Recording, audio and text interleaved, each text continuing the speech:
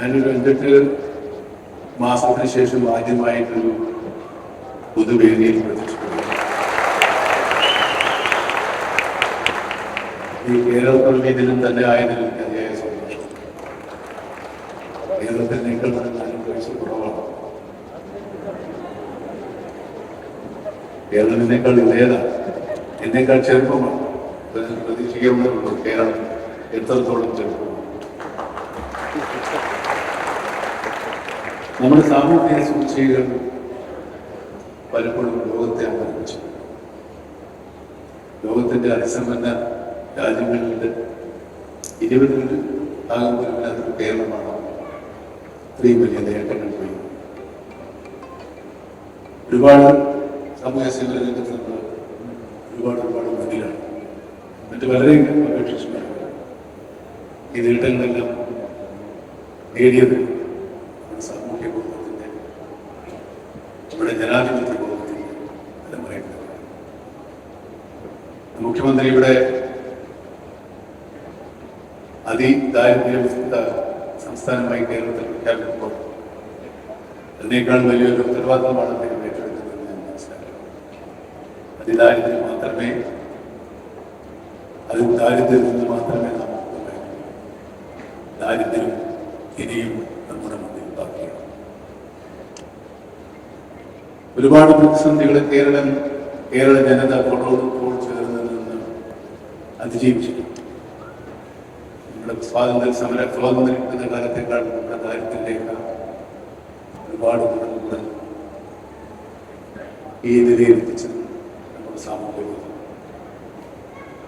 സാമൂഹ്യ സമ്പത്താണ്. പരസ്പര സ്നേഹവും പരസ്പര വിശ്വാസവും മറ്റതിർവരുമ്പുകളില്ലാതെ നമ്മൾ നമ്മുടെ സാഹചര്യം ഈ ഭരണ സംവിധാനത്തിൽ അർപ്പിക്കപ്പെട്ടിട്ടുള്ള ഈ ഉത്തരവാദിത്വം വളരെ വിശ്വാസപൂർവ്വം നിർവഹിക്കും എന്ന് തന്നെയാണ് ഞാൻ വിശ്വസിക്കുന്നത്. അതിന് ഞാൻ നേരത്തെ പറഞ്ഞതുപോലെയുള്ള സാഹോദര്യം, സമർപ്പണവും നമ്മുടെ ജനങ്ങളിൽ ഉണ്ടാവും തന്നെയാണ് ഞാൻ വിശ്വസിക്കുന്നത്. ഞാൻ നേരത്തെ പറഞ്ഞതുപോലെ 8-9 മാസമായി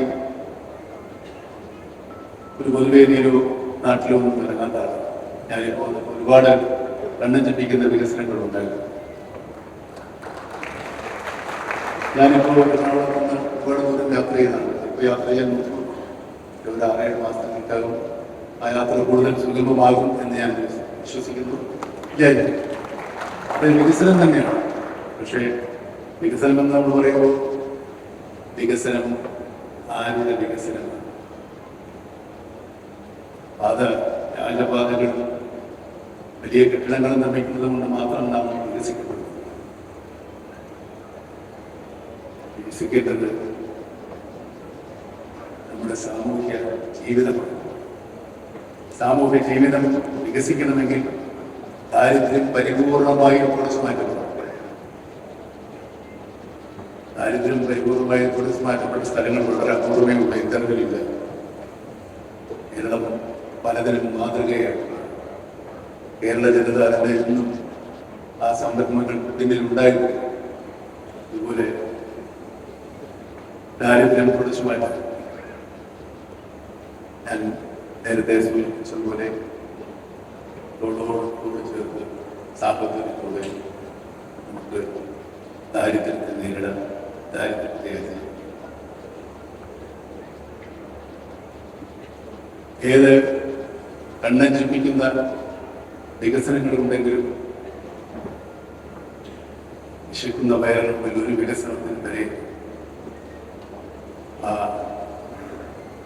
വയറുകൾ കൂടെ തന്നെയാണ് വികസനങ്ങൾ നമ്മൾ ആനന്ദവും പൂർത്തീകരിക്കേണ്ടത്. ഇതിലൂടെ പ്രഖ്യാപിക്കപ്പെട്ടിട്ടുള്ള സന്തോഷം അതിൻ്റെ മാതൃകയാകട്ടെ, ആരംഭമാകട്ടെ എന്ന് ആഗ്രഹിച്ചുകൊണ്ട് നിങ്ങൾക്ക് എല്ലാവർക്കും ഒരു കേരള പ്രതിനിധി, ഇന്ന് ജനിച്ച എല്ലാവർക്കും ജന്മദിനം